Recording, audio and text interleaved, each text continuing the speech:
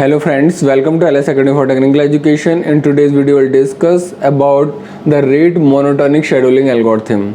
This algorithm is also called RMS algorithm. Rate monotonic scheduling algorithm क्या है, किस तरीके से वर्क करती है, आज ये वीडियो हम डिटेल में जानने की कोशिश करते हैं। तो सबसे पहले इसकी फीचर्स जान लेते हैं कि जो रेट मोनोटोनिक शेड्यूलिंग एल्गोरिथम है उसकी फीचर क्या क्या हैं। तो पहली फीचर है कि rate monotonic scheduling algorithm is the static priority based real time scheduling algorithm. Last lecture में हमने आपको बताया था कि स्टैटिक प्रायोरिटी और डायनामिक प्रायोरिटी एल्गोरिथम्स क्या होती हैं।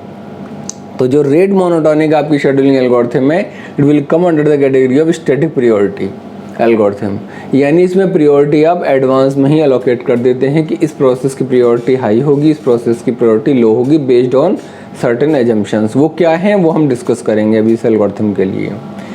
दूसरी फीचर है कि स्टैटिक प्रायोरिटी जो हमने अभी बोला कि असाइन की आती हैं, एडवांस में असाइन कर दी। अब वो किस बेसिस पर की गई, क्या क्राइटेरिया है जिसके बेसिस पर हमने प्रायोरिटी असाइन कर दी कि इस टास्क की प्रायोरिटी हाई होगी, इसकी लो प्रायोरिटी होगी। वो किस पे डिपेंड कर रहा है इस वाली रेट मोनोटोनिक एल्गोरिथम में, according to the cycle duration और time period of the job और टास्क। जो भी टास्क होंगे, जो भी आपकी जॉब्स होंगी, उनमें से किसकी पीरियड या किसका साइकिल ड्यूरेशन ज़्यादा है, जिसका साइकिल ड्यूरेशन जितना ज़्यादा होगा उसकी प्रायोरिटी उतनी कम होगी। यानी शॉर्ट साइकिल ड्यूरेशन है तो प्रायोरिटी क्या होगी, हाई प्रायोरिटी होगी। ज़्यादा ड्यूरेशन है तो प्रायोरिटी कम होगी।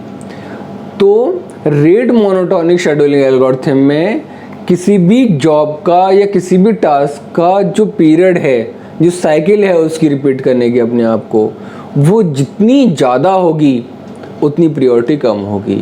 या हम दूसरे शब्दों में कह सकते हैं कि उसका जितना शॉर्टर टाइम पीरियड होगा या शॉर्टर साइकिल होगी उतनी प्रायोरिटी उसकी हाई होगी। ठीक है, तो ये टाइम पीरियड या साइकिल ड्यूरेशन के बेसिस पर प्रायोरिटी डिसाइड कर रहा है, न कि उसके एग्जीक्यूशन टाइम के बेसिस पर। एग्जीक्यूशन टाइम अलग होगा। किसके बेसिस पर हम प्रायोरिटी डिसाइड कर रहे हैं, उसकी साइकिल ड्यूरेशन या उसके पीरियड के ऊपर। Now it's next feature is it is primitive in nature. ये प्रिमिटिव होता है, यानी कि अगर कोई एग्जीक्यूशन किसी टास्क का चल रहा है और कोई दूसरा टास्क अपना एग्जीक्यूशन स्टार्ट करना चाहता है जिसका पीरियड आ चुका है, तो वो क्या करेगा, करंटली एग्जीक्यूशन वाले टास्क को प्रिम्प्ट कर देगा अगर उसकी प्रायोरिटी हाई है। किससे, जिसका एग्जीक्यूशन चल रहा है। ठीक है, तो वो हम देखेंगे जब हम इसका शेड्यूल डिस्कस करेंगे। अब आता है कि हमें अगर ये चेक करने के लिए आता है एग्जामिनेशन में कि जिनके लिए आप ये शेड्यूलिंग एल्गोरिथम यूज़ कर रहे हो, क्या उन टास्क के लिए शेड्यूल बन भी सकता है या नहीं बन सकता। It means whether these task are schedulable or not schedulable. क्या उनको शेड्यूल बनाया जा सकता है या नहीं बनाया जा सकता। तो उसके लिए जो टॉपिक आता है इसमें वो आता है शेड्यूलिंग क्राइटेरिया। शेड्यूलिंग क्राइटेरिया से हम कुछ चीज़ें निकालने की कोशिश करते हैं। पहली चीज़ क्या निकालते हैं, पहली चीज़ ये निकालने की कोशिश करते हैं कि CPU का यूटिलाइजेशन कितना हो रहा है। क्या CPU का यूटिलाइजेशन 100% से ज़्यादा है या लेस देन 100% है।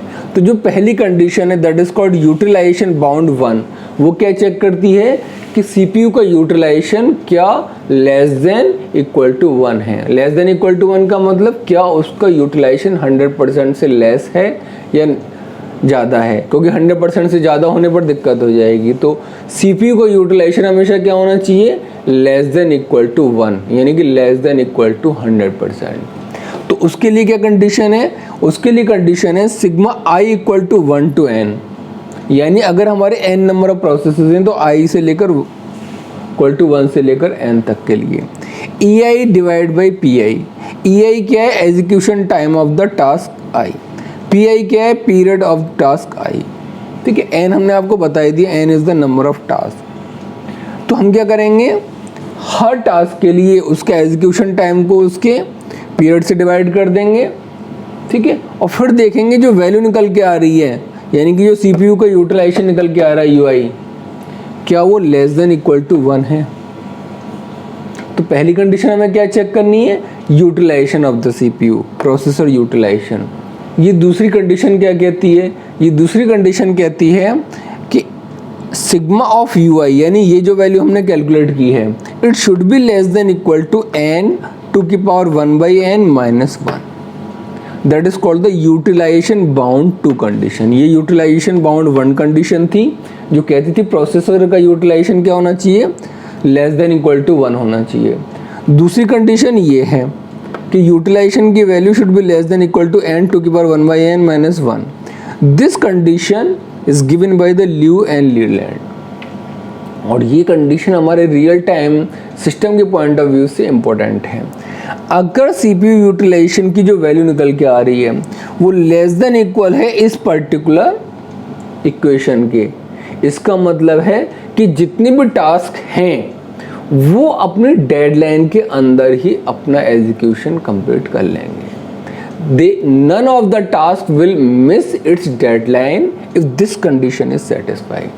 तो हमें एडवांस में पता लग जाएगा इस कंडीशन को चेक करने से, अगर ये कंडीशन सेटिस्फाई हो रही है, कि जितने भी टास्क हैं वो सब के सब अपनी डेडलाइन के अंदर ही अपने टास्क को कंप्लीट कर लेंगे. तो पहली चीज़ क्या चेक कर रही है कि CPU का यूटिलाइजेशन 100% से ज़्यादा तो नहीं है.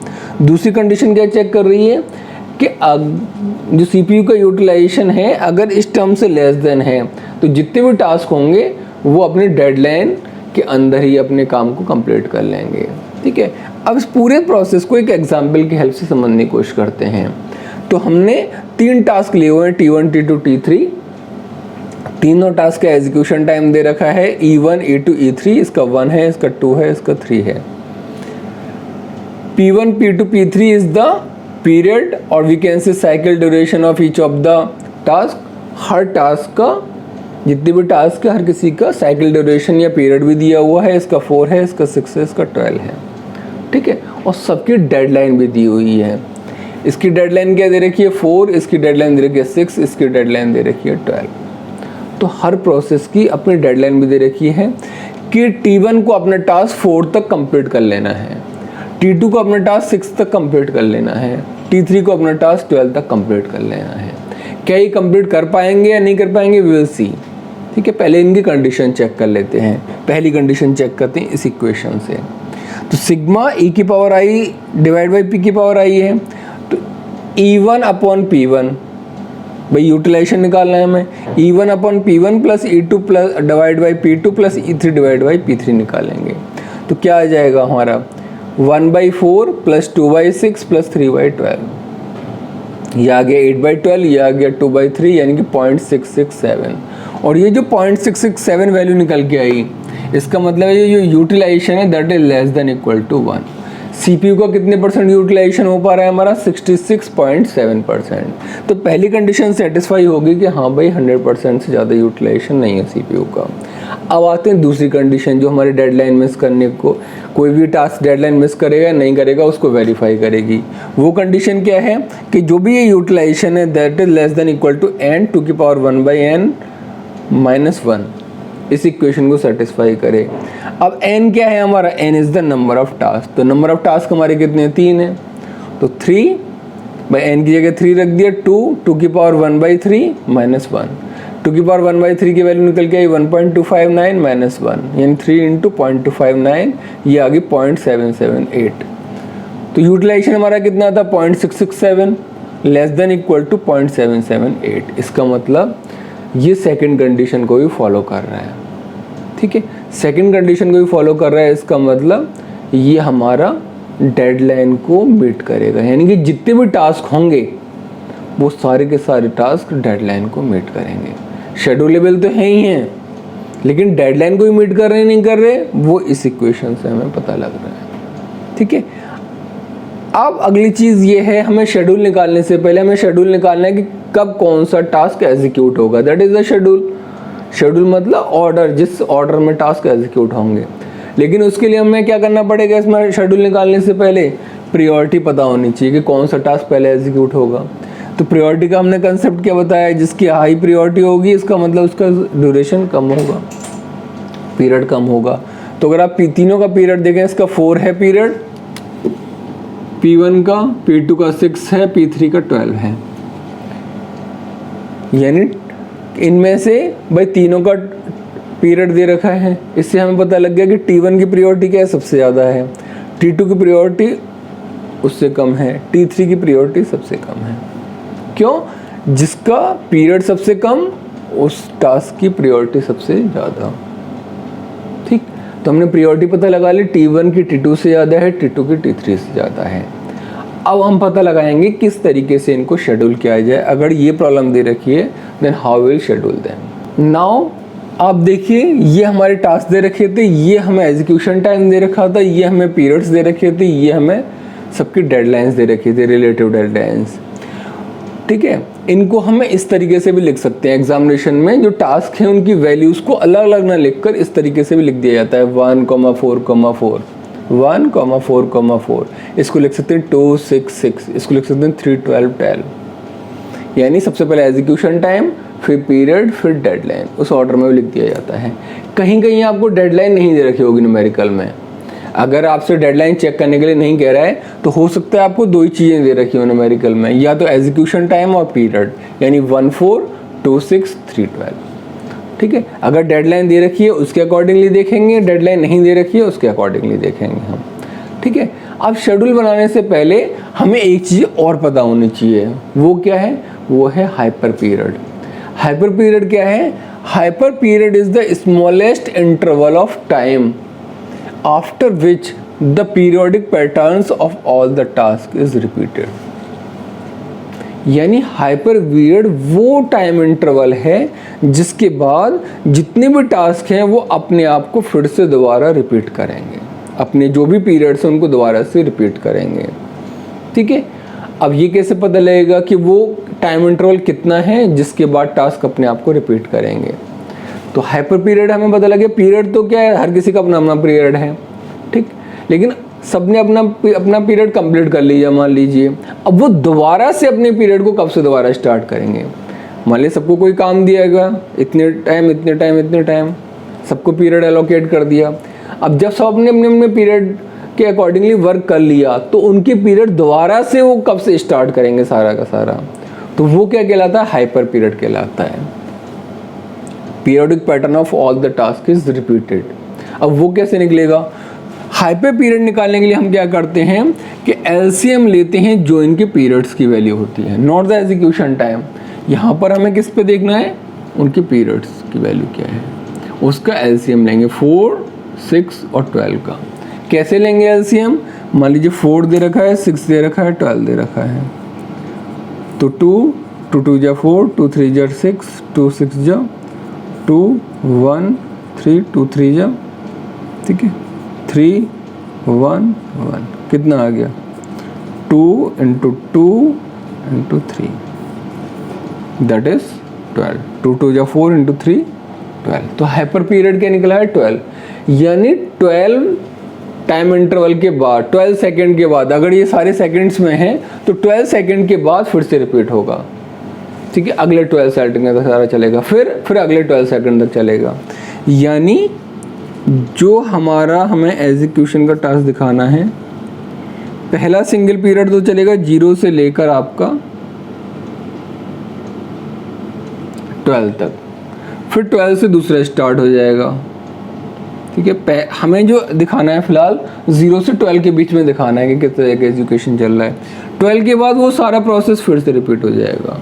कहाँ तक जाएगा? 24 तक जाएगा रिपीट। 24 से फिर 12 तक और रिपीट होगा, 36 तक जाएगा, इस तरीके से रिपीट होगा।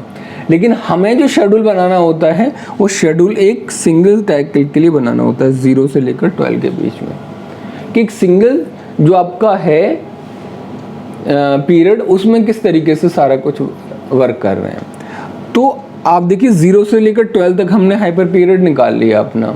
अब इसमें ये देखिए पहले टास्क के लिए, पहला टास्क क्या है? T1, इसका पीरियड कितना है? 4 सेकंड का है।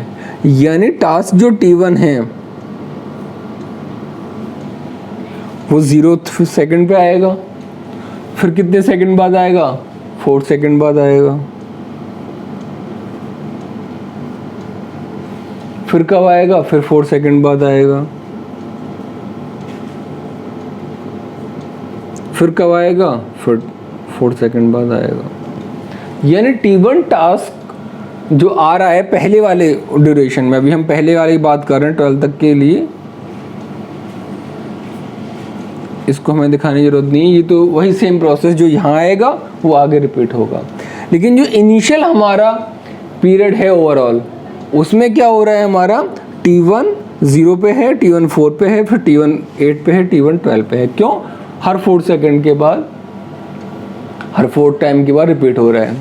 नाउ देखिए टास्क T2 क्या है, P2 इक्वल टू 6, यानी इसका पीरियड कितना है 6, तो ये 0 पे आएगा इनिशियली, तो क्योंकि सभी का अराइवल टाइम 0 है, स्पेसिफाइड नहीं, तो बाय डिफ़ॉल्ट सभी का अराइवल टाइम 0 मान लेंगे। तो इनिशियली T2 भी यहीं अवेलेबल है 0 सेकंड पे। अगली बार कब आएगा T2? 6 सेकंड के बाद, यानी जहाँ भी 6 सेकंड होगा यहाँ पर T2 आएगा। फिर कब आएगा? 6 के बाद, फिर 6 सेकंड बाद आएगा, यानी 12 पे आएगा। ठीक, इस तरीके से T3 का देखते हैं। तो इनिशियली तो T3 भी यहीं अवेलेबल होगा क्योंकि सभी का अराइवल टाइम 0 है, अगर स्पेसिफाइड नहीं है तो। ठीक, T3 कितनी के बाद रिपीट करेगा अपने आप को? 12 सेकंड के बाद। T3 का पीरियड कितना है? 12। T3 का पीरियड है 12। तो 12वें सेकंड पर सबके सब दोबारा से आ रहे हैं। T1 4 पे रिपीट हो रहा है, 8 पे रिपीट हो रहा है, T2 0 पर है, फिर 6 पर है, फिर 12 पर है। अब देखिए किस तरीके से इनको शेड्यूल बनाते हैं। सबसे पहले 0 टाइम पर देखिए, T1 भी अवेलेबल है, T2 भी अवेलेबल है, T3 भी अवेलेबल है, लेकिन स्टार्ट कौन सा होगा? जिसकी प्रियोरिटी हाई है। प्रियोरिटी किसकी हाई है? हमने भी आपको बताया था T1 की हाई है। क्यों? उसका पीरियड सबसे कम है। तो सबसे पहले कौन स्टार्ट करेगा? सबसे पहले स्टार्ट करेगा आपका T1। T1 कितनी देर एग्जीक्यूट करेगा आपका? E1 इक्वल टू 1, 1 सेकंड के लिए। T1 कितनी देर एग्जीक्यूट होगा? 1 सेकंड के लिए। ठीक, 1 सेकंड बाद T1 ने अपना काम पूरा कर लिया। अब T1 कब आएगा? 4वें सेकंड के बाद आएगा। 1 सेकंड तो एग्जीक्यूट कर लिया। अब बच्चे कौन कौन? अब बच्चे T2 और T3। T2 और T3 में किसकी प्रियोरिटी हाई है? T2 की हाई है। तो अब कौन सा स्टार्ट होगा यहाँ से? T2। ठीक, T2 स्टार्ट होगा। T2 के लिए एग्जीक्यूशन टाइम कितना है? 2 सेकंड। 1 से लेकर 3 तक T2 एग्जीक्यूट हुआ। ठीक, अब बचा कौन सा? T3। T3 को कितना टाइम चाहिए? 3 सेकंड चाहिए। T3 जैसे ही 1 सेकंड तक चला, यानी T3 इक्वल टू 1। T3 जैसे ही 1 सेकंड तक चलना है इसको 3 सेकंड है, लेकिन 1 सेकंड जैसे ही चला तुरंत फिर से किसका आ गया? T1 का पीरियड आ गया, और T1 की प्रायोरिटी हाई है, तो ये इसको प्रिम्प्ट कर देगा। T3 को प्रिम्प्ट कर देगा। और कौन स्टार्ट हो जाएगा? T1 फिर से स्टार्ट हो गया। कितनी देर के लिए? 1 सेकंड के लिए, क्योंकि T1 का एग्जीक्यूशन 1 सेकंड है। तो T1 1 सेकंड के लिए फिर से स्टार्ट हो गया। ठीक, 5 तक। अब क्या 5 पर कौन सा अवेलेबल है? 5 पर सिर्फ T3 बचा हुआ है, जिसके कितने सेकंड बचे हुए थे? 1 ही सेकंड तो चला था T3। अभी T3 के 2 सेकंड और बचे हुए हैं, क्योंकि T2 तो आया नहीं है। T2 कहाँ से स्टार्ट होगा दोबारा? T2 तो 6 से स्टार्ट होगा। तो 5 और 6 के बीच में कौन आएगा? T3 आएगा। और कितनी देर चलेगा? 1 सेकंड।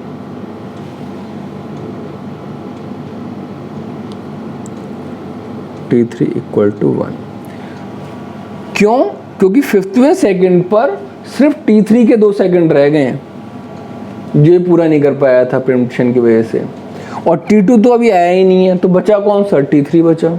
इसका मतलब है इस 1 सेकंड के टाइम पर कौन आएगा? T3 आएगा। अब जैसे 6वां सेकंड आया तो T3 भी है और T2 भी है, लेकिन प्रायोरिटी किसकी हाई है? प्रायोरिटी हाई है आपकी T2 की। तो T2 अपना क्या करेगा? स्टार्ट कर देगा एग्जीक्यूशन, क्योंकि इसकी प्रायोरिटी हाई है। T2 को कितनी देर चलना है? 2 सेकंड चलना है। तो 6 से लेकर 8 तक कौन चलेगा? T2 चलेगा। ठीक, अब T2 चल लिए 8 तक, जैसे ही 8 पर पहुँचे अभी इसका T3 का कितना सेकंड बचा हुआ है, 1 सेकंड बचा हुआ है, 2 ही सेकंड तो पूरे किए हैं T3 ने। लेकिन 8 पर आने के बाद T1 और T3 में किसकी प्रायोरिटी हाई है, हमारी T1 की हाई है। तो कौन वर्क करना स्टार्ट करेगा, हमारा T1 कितनी देर चला हमारा, 1 सेकंड, क्योंकि 1 सेकंड का एग्जीक्यूशन है। 8 से 9 तक T1 चला 1 सेकंड। ठीक, अब जब ये 9वें सेकंड में पहुंचा तो अभी T2 तो फिर से आया नहीं, बचा कौन सा है, T3, और T3 का कितना सेकंड बचा हुआ है, 1 सेकंड, क्योंकि 3 सेकंड तक एग्जीक्यूट करना था और वो कितने सेकंड तक कर पाया, एक यहाँ पर कर पाया, एक यहाँ कर पाया। तो T3 अपना तीसरा सेकंड यहाँ पर पूरा कर लेगा, T3 = 1। ठीक, तो अब 10 पर जब हम पहुंचे तो 10 पर अब हमारे पास क्या कोई अवेलेबल है प्रोसेस या टास्क, क्या T1 है इस समय पर पास, नहीं है, T1 12 पे आएगा। T2 है, T2 भी नहीं है, वो भी 12 पे आएगा। T3 है, T3 भी नहीं है, वो भी 12 पे आएगा। तो अब हमारे पास कोई टास्क है ही नहीं। हमारा टोटल टाइम कितना था 12 पीरियड का। 10 के बाद हमारे सारे टास्क का एग्जीक्यूशन जितने भी थे सबने अपना काम पूरा कर लिया। इसका मतलब है अब हमारे पास 10 से लेकर 12 के बीच में कोई भी अवेलेबल नहीं है। ये टाइम इंटरवल आपका खाली रहेगा, क्यों, नो टास्क इज अवेलेबल। 12 के बाद से क्या होगा, फिर से सेम प्रोसेस जो हमने यही साइकिल बनाई है फिर से यहाँ तक स्टार्ट होगी। 24 के बाद फिर से सेम स्टार्ट हो जाएगी। ठीक है, तो हमने दिखाया कि एक सिंगल जो कंप्लीट साइकिल है उसमें किस तरीके से टास्क को शेड्यूल किया गया है, किस तरीके से वो आपके वर्क कर रहे हैं। So I hope rate monitoring scheduling algorithm is clear to you. If you have any doubt, you can ask in the comment section. Thank you so much.